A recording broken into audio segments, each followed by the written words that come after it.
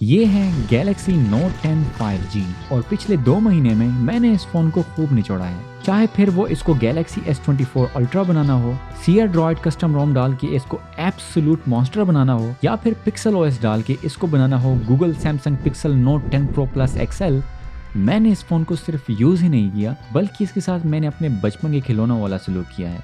और अब यहाँ इतने लंबे अरसे के बाद मैं आपके सामने हाजिर हुआ हूँ अपना एक्सपीरियंस शेयर करने के लिए।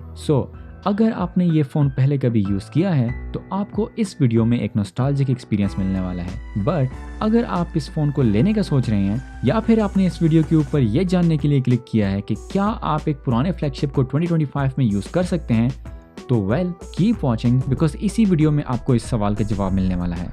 सबसे पहली चीज़, इतने सालों बाद जब रिसेंटली मैंने इसको पहली दफ़ा अपने हाथ में उठाया तो मेरी फीलिंग्स एग्जैक्टली वैसे ही थी जैसे आपको अपनी बचपन की गोरी गोरी तस्वीरें देखकर होता है। I mean, मुझे आज भी याद है जब यूनिवर्सिटी के दिनों में मुझे इस फ़ोन के ऊपर बेतहाशा क्रश था। लेकिन हैरानी की बात यह है कि इतने सालों के बाद भी जब मैंने इसको हाथ में उठाया तो it still had that premium feeling. Samsung के डिज़ाइन की क्या ही बात है, इट्स टाइमलेस। इसका ये तकरीबन फुल स्क्रीन डिज़ाइन, ये छोटा सा होल पंच कट आउट, किसी भी एंगल से ये नहीं लग रहा कि ये कोई पुराना फ़ोन है। एल्यूमिनियम का ये फ्रेम एकदम मजबूत, स्टर्डी, हर लिहाज से बेहतरीन। वो बात ज़रूर है अगर मैं कूल लगने के लिए ये कहूँ कि ये देखो इसकी बॉटम चिन काफ़ी मोटी है, ये काफ़ी स्लिपरी है, इसका कैमरा मॉड्यूल ख़राब है, ये है वो चीज़ें साइड पर।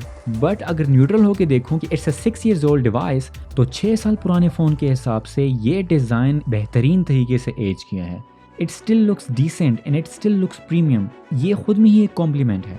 लेकिन अगर एर्गोनॉमिक्स की बात करूं तो इसके ये शार्प जो कॉर्नर्स हैं ये आपके हाथ में ज़रूर चुभेंगे। तो कंफर्ट के हवाले से ये उतना बेहतरीन नहीं, but design is absolutely fantastic. और एर्गोनॉमिकली मैं इसको बुरा इसलिए कह रहा हूँ because back in the day अगर आप Note 8 या Note 9 से अपग्रेड कर रहे थे तो वो फ़ोन्स कंफर्ट के हवाले से काफ़ी बेहतरीन थे, इससे माइल्स अहेड थे। बट Note 10 उस हवाले से मार खा रहा था because it had that sharp edges. I mean yes, design के हवाले से इट लुक्स मैक्सी बट हाथों में बहुत बुरे तरीके से चुभता है। सो इसीलिए ergonomically it was not a great design, but looks wise पूरे नंबर। और साथ ही इसी फोन के अंदर मौजूद थी एक और अनोखी चीज, वो ये कि ये फोन लेफ्टीज के लिए था शायद। आई मीन सारे ही बटन लेफ्ट साइड पर थे, राइट साइड बिल्कुल प्लेन साफ सुथरी। ये ऐसी चीज है जिसको एडजस्ट होने में टाइम जरूर लगता है, बट अगर बंदा एडजस्ट हो भी जाए तो it never feels like natural thing. But thankfully Samsung ने रियलाइज कर लिया कि let's not change the evolution, और आने वाले फोन्स के अंदर ये वाला तजर्बा नहीं किया गया। पर्सनली मुझे जो सी चीज सबसे ज्यादा पसंद है इस फोन के अंदर वो ये है कि ये वही फोन था जिसने स्टेपिंग स्टोन का किरदार अदा किया है सैमसंग के आने वाले फ्लैगशिप्स के लिए। अगर आप सैमसंग के लेटेस्ट फ्लैगशिप्स को उठाकर देखें तो वो वाले फोन आपको मोर और लेस फ्रंट साइड से Note 10 की तरह ही नजर आएंगे because it shares the same DNA. और यही चीज सैमसंग Note 10 को एक खास रिस्पेक्टेबल पोजीशन देती है। और साथ ही इस फोन को ये फायदा भी देती है कि अगर आप इसको आज के दिन भी इस्तेमाल करते हैं और कोई बंदा फ्रंट साइड से देखता है तो वो ये नहीं कहेगा कि ये कोई आउटडेटेड डिवाइस है। It's that good looking.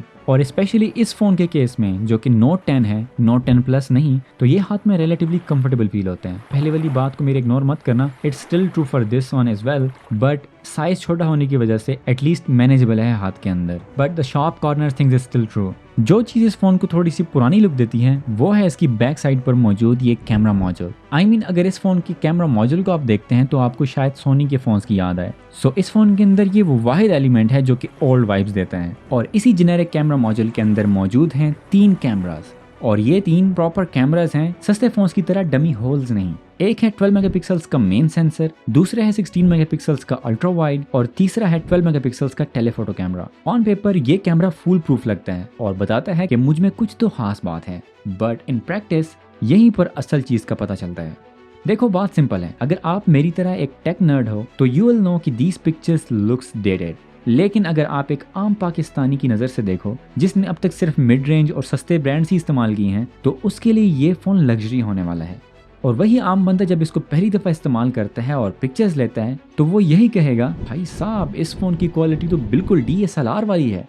Which might be true for them because pictures बुरी नहीं है इस फोन की। इसमें वही सैमसंग की सिग्नेचर लुक है, पंची एंड वाइब्रेंट कलर्स। बट वही बात, अगर आप मेरी तरह टेक नर्ड हो तो आपको इसके अंदर लैक ऑफ डिटेल फील होगी, पिक्चर्स काफी सॉफ्ट लगेंगी, और साथ ही आप ये पूछेंगे कि इसका HDR इतना कमजोर क्यों है भाई। जिस तरह की आदत हमें सैमसंग के न्यूअर फोन्स की पिक्चर्स की हो चुकी हुई है, वैसी क्रिस्प कंप्यूटेशनल प्रोसेसिंग वाली पिक्चर्स ये कैमरा नहीं खींचता। तो यहाँ पर आपको इस फोन के अंदर कंप्यूटेशनल प्रोसेसिंग कम ही मिलेगी या फिर मिलेगी ही नहीं, जो कि सेंस भी बनाता है because after all it's a 6 years old camera. इस फोन के कैमरास को मैं इतना कैपेबल इसलिए भी नहीं कह रहा बिकॉज मैंने इसके ऊपर मल्टीपल कस्टम रोम्स इंस्टॉल किए हैं और उनके स्टॉक कैमरास जी कैम वगैरह सब यूज कर चुका हूँ मैं इसके ऊपर। तो उसी बेस के ऊपर मैं कह रहा हूँ कि इट्स सेल्फ कैमरा का हार्डवेयर ही अब कैपेबल नहीं रहा। आई मीन जी कैम के जरिए से आप कितनी ही डिटेल निकाल लोगे। सो यहाँ पर वही बात मैं दोबारा दोहराता हूँ कि आपके और मेरे जैसे बंदे के लिए इस फोन के अंदर कमियां होंगी, बट जो चीज़ आपके और मेरे लिए एक कॉमन चीज़ है वही चीज़ एक आम बंदे के लिए लग्जरी साबित होगी। परफॉर्मेंस के लिहाज से मुझे किसी भी चीज़ ने अब तक तंग नहीं किया, ना ही कोई ऐप, ना ही किसी गेम ने, किसी भी तरह से मुझे कोई मसला पेश नहीं आया। एज लॉन्ग एज इसका Android 12 किसी ऐप को सपोर्ट करता है वो ऐप इसके ऊपर बेहतरीन तरीके से चल रही है। और जहां तक सपोर्ट की बात है, बिल्कुल सैमसंग अब 7 years की सपोर्ट प्रोवाइड करता है, बट यही मेहरबानी नोट 10 पर क्यों नहीं की। देखो हार्डवेयर इसका हर लिहाज से कैपेबल है किसी भी सॉफ्टवेयर को चलाने के लिए, बट ये सैमसंग की वही पैथेटिक पॉलिसी थी जिसकी वजह से ये फ़ोन वक्त से पहले डेड हो गया। iPhone XR 2018 का फ़ोन है और उसके ऊपर आज भी iOS 18 चल रहा है, जबकि ये डिवाइस Note 10 2019 में लॉन्च हुई थी और अगले 3 सालों के अंदर ही इसको अपडेट्स मिलना बंद हो गई। Android 12 के बाद इसको कोई सपोर्ट नहीं मिली। What a shame. But still Android की खूबसूरती ये है कि इट्स फ्लेक्सिबल और इसीलिए इसके अंदर वो तमाम कोर फीचर्स मौजूद हैं जो इसको यूजेबल बनाती हैं, with the exception of AI stuff of course.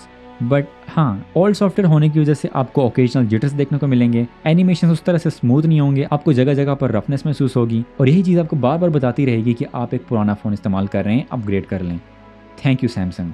और अब बात करते हैं इस फ़ोन के डिस्प्ले की, जो कि आपका मूड खूबसूरत कर देती है, लेकिन सैडली इट्स 60 हर्ट्ज। ये इतनी खूबसूरत डिस्प्ले है कि अगर आप इसके ऊपर किसी भी किस्म की कोई वीडियो देखते हैं तो आप देखते ही रह जाते हैं, बिकॉज इट्स दैट ब्यूटीफुल।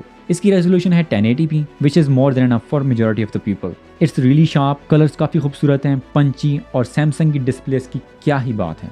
इस डिस्प्ले का साइज़ चूंकि 6.3 इंचेस है तो Note 10 Plus के कंपैरिजन में ये ना तो बहुत ज़्यादा बड़ी है और ना ही ये डिस्प्ले काफ़ी छोटी फील होती है। It's such a great size display to be honest. इस डिस्प्ले की ये curves, viewing angles, deep blacks, हर चीज़ इसके अंदर बेहतरीन है, सिवाय 60 हर्ट्ज की ऑफ कोर्स, जो कि मैंने पहले ही आपको बता दिया। लेकिन जिस चीज़ की इसके अंदर कमी है वो है ब्राइटनेस। बहुत ज़्यादा बुरी नहीं है इसकी ब्राइटनेस, बट जब आप बाहर जाते हैं और धूप में इस फ़ोन को इस्तेमाल करते हैं तब आपको पता चलता है कि yes there is some kind of limitation. But in comparison with the similarly priced phones जो कि आजकल के आपको मिड रेंज फोन्स ही मिलेंगे, उनसे तो माइल्स बेटर है ये डिस्प्ले। S Pen लाजवाब। मैं पर्सनली S Pen को इतना ज़्यादा यूज़ तो नहीं करता, बट इसकी इस फ़ोन के अंदर होने की फीलिंग ही इटसेल्फ एक प्रो है, and it's still awesome. Back to the cameras, इस फोन के पोर्ट्रेट मोड को मैं 10 में से 7 नंबर दूंगा। बैकग्राउंड ब्लर का cut out is good but not the best, और हाँ, as you can see from this photo it lacks that clarity and detail. Ultra wide वाकई काफ़ी वाइड है और उसी तरह से 12 मेगापिक्सल्स का टेलीफोटो लेंस अगरचे मेन लेंस से रेजोल्यूशन में कम है, मगर स्टिल ये एक बेहतरीन एडिशन है और एनीथिंग क्रैपियर। जहां इस फोन को काफ़ी ज़्यादा मसला पेश आता है वो है लो लाइट सिचुएशन। इसका बिल्ट इन नाइट मोड थोड़ा बहुत रेस्क्यू करने की कोशिश ज़रूर करता है, बट चूंकि ये सैमसंग है, गूगल पिक्सल नहीं, तो आपको जो पिक्चर्स लो लाइट में मिलने वाली हैं वो यूजलेस ही होंगी। सिंपल अल्फाज में वीडियोस के अंदर डायनामिक रेंज काफ़ी अच्छी होती है और कंपैरेटिवली पिक्चर्स के मुकाबले में वीडियो काफ़ी पसंद आई है मुझे। स्टेबलाइजेशन है इस फोन के अंदर, बट देखकर आप आसानी से बता सकेंगे कि ये कोई मॉडर्न स्टेबलाइजेशन नहीं, बस काम की है, विच इज फेयर इनफ। लेकिन वीडियो की रेजोल्यूशन इटसेल्फ काफ़ी ज़बरदस्त है। 4K 60 FPS is not a joke. और अगर फ्रंट कैमरे की मैं बात करता हूँ तो it has impressed me a lot. इसका ये फ्रंट कैमरा फेस को उस तरह से डिस्टॉर्ट नहीं करता, शार्पनेस काफ़ी अच्छी है और स्किन टोन्स भी काफ़ी खूबसूरत कैप्चर करता है, और फ्रंट कैमरा से भी आप 4K 60 FPS तक की वीडियो शूट कर सकते हैं, विच इज़ ग्रेट। 3500 mAh की जो बैटरी इसके अंदर मौजूद है वो तकरीबन आपके 5 से 6 घंटे निकाल देती है नॉर्मल यूज़ पर, जैसे कि social media apps, work related आपके ऐप्स हो गए, गेमिंग वगैरह हल्की फुल्की, और वीडियोज़ वगैरह देखना। लेकिन जब आप इसके ऊपर हैवी ड्यूटी काम करेंगे तो डिपेंडिंग अपॉन आपके फ़ोन के बैटरी की हेल्थ ये तकरीबन 3 से 4 घंटे निकालेगी मैक्सिमम। और बेशक इस फोन के अंदर Xiaomi, Oppo जैसी क्रेजी फास्ट चार्जिंग मौजूद नहीं, मगर जो इसके अंदर 25 वॉट की फास्ट चार्जिंग मौजूद है, it's more than enough for me. और साथ ही वायरलेस चार्जिंग भी है, और सिर्फ वायरलेस चार्जिंग ही नहीं बल्कि रिवर्स वायरलेस चार्जिंग भी मौजूद है, जिससे आप किसी दूसरे फ़ोन को या फिर बड्स वगैरह को चार्ज कर सकते हैं in case of an emergency. Speakers are solid, clear, दोनों ही वेल बैलेंस्ड हैं। बस इतना समझ लो कि इतने अच्छे स्पीकर्स हैं इस फोन के कि आप यूट्यूब पर वीडियोस बगैर बड्स के देखना भी पसंद करोगे। और इससे भी ज़बरदस्त चीज़, इस फोन का फिंगरप्रिंट सेंसर, ये अल्ट्रासोनिक सेंसर आज के मॉडर्न फोन्स के ऑप्टिकल सेंसर से बेहतरीन है, जो कि ऑफकोर्स होना भी चाहिए because it's an ultrasonic one, हालांकि इट्स अ 6 years old।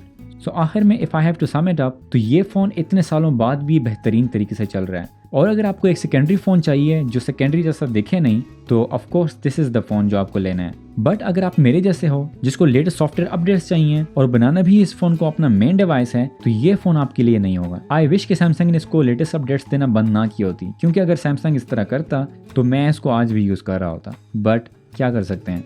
अब अगर आपको मेरी इंग्लिश में वीडियोस देखनी है तो गो चेक आउट हानेस्टिक, वरना तो इसी चैनल के ऊपर 2-3 वीडियोस और भी मौजूद हैं, वो जाके देख लेना। और इसी के साथ I will see you in the next one.